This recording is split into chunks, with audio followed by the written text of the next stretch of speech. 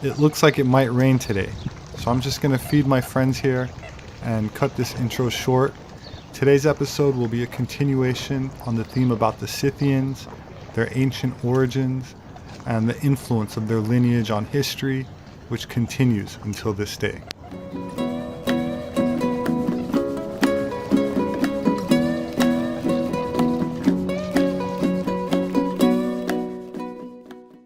The Merovingian dynasty was the ruling family of the Franks from the middle of the 5th century until 751. Their royal bloodline emerging as the King of the Franks, a group of Germanic people whose name was first mentioned in 3rd century Roman sources, but along with other Germanic tribes that I mentioned in my last video, stemmed from Scythians or Aryans that penetrated into Europe from Anatolia. If you haven't seen it yet, I'll leave a link in the description. It's called History of the Royal Dragon Bloodline, and their ancient symbol was the dragon, which comes down to us in legends of invading dragons in European mythology. When we look up the etymology of the word dragon, we find that it says, from Old French dragon, and directly from Latin draconum, or draco, meaning huge serpent, and from Greek drakon, meaning serpent, giant sea fish. But then it also says it stems from durkishtai, to see clearly, and from Proto-Indo-European durk, to see. In Sanskrit, visible. In Old Irish, I have seen. Old English and Old High German, light, clear. And Albanian, which linguistically is very close to the original Proto-Indo-European and means light. Then it goes on to say, perhaps in the literal sense, it's the one with the deadly glance. That's interesting, and conjures up the ancient symbol that is most commonly referred to as the evil eye, which is famous all over the Mediterranean since ancient times, spanning much of what has once been the Phoenician Empire, colonies, and trade routes.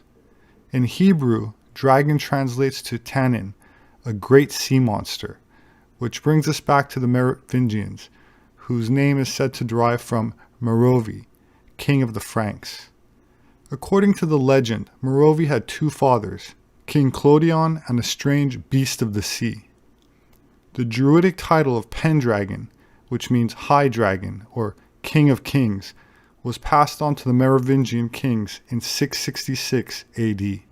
After the Merovingian dynasty was deposed by the Roman Church in 800 AD, their bloodline was preserved by the imperial and royal dragon court, which conspired to regain control of the Holy Roman Empire through infiltration of church and state. Their insignia was a dragon in the form of a circle and a red cross, the rosy cross of the Priory de Sion, the Knights Templar, and the Rosicrucians. King Sigismund of Luxembourg was king of Hungary and Croatia from 1387, king of Germany from 1411, king of Bohemia from 1419, king of Italy from 1431, and Holy Roman Emperor from 1433 until 1437, and the last male member of the House of Luxembourg. When he reconstituted the imperial and royal dragon court in 1408, called the Societas Draconis, it was based upon the ancient bloodline tradition he had inherited from his presumed Egyptian and Scythian ancestors through the royal house of Vir of Anjou. This line had descended on one side through the Tuatha De Danann, or the dragon kings of Anu, who come down to us in myth as a race of fairies, and not in a metaphysical context, but an actual race of people that settled Ireland from around 800 BC. In the book Holy Grail Across the Atlantic, author Michael Bradley says, quote, there was a very great Jewish component among the Sicumbrian Franks, Merovingians, and because they practiced polygamy, they left a great number of offspring. These aristocratic Merovingian children married into almost all of the noble families of Europe during the 5th, 6th, and 7th centuries. This has prompted more than one historian to suggest that the foundation of European nobility is Jewish. According to Nicholas de Vere, author of The Dragon Legacy, members of the dragon court would often wear the insignia of a dragon curved into a circle with a red cross, the same emblem of the original rosy cross, which had identified the Grail succession from before 3000 BC. Quote, "It is just possible that in the Merovingians we may have a dynasty of Germanic Hirconage, which means army kings or military leaders, derived from an ancient kingly family of the migration period. The princedoms of Vir are actually cultural manifestations of genetic qualities carried in the historical elven blood royal. Established in Angers in 740 as a royal house arising from far older sacral, regal, Pictish, Scythian Vir origins rooted in antiquity, the House of Vir is recorded in a single name and in an unbroken line for over 1,300 years, and consequently is one of the oldest surviving royal dynasties in Europe. The House of Vir are descended in numerous lines from the Merovingian dynasty and consequently share in this ancient Germanic royal blood tradition." Here's Nicholas de Vir in his own words. What is the significance of the dragon symbolism, symbolizing, I guess, the origin of this race and the source of the power that it represents?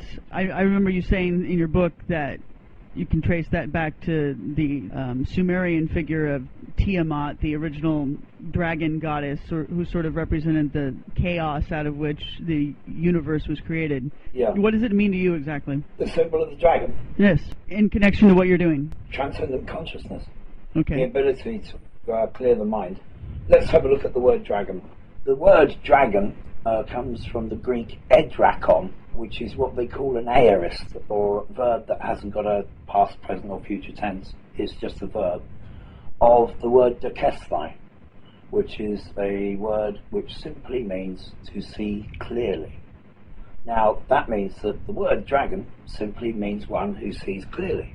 The idea of kingship, or the word, let's have a look at the word king. King means to see clearly, and dragon means to see clearly. So therefore, dragon king is a bit of a tautology, really, because dragon and king are the same thing, or dragon and prince, the first. The symbol of dragon for me represents, firstly, you have the serpentine quality of it, which has always been associated with healing, with the spinal column and the cerebral cortex and so on. Secondly, as a serpentine figure with wings, it shows that that healing power, or the healing of the mind, has transformed the individual, who now has a higher overview of life through clarity than perhaps other people do. And this is why they were chosen as kings, and this is why, through social engineering for millennia, it was hoped to ensure that that clarity of vision would become hereditary. That's what the symbol means to me. Which brings us to Robert de Bruce, who was far more than an early Scottish king, but was high-born Merovingian, priest-king of the Celtic Church, liberator of Scotland from England, sovereign Grand Master of the Order of the Knights Templar, and founder of the Order of the Rosy Cross. According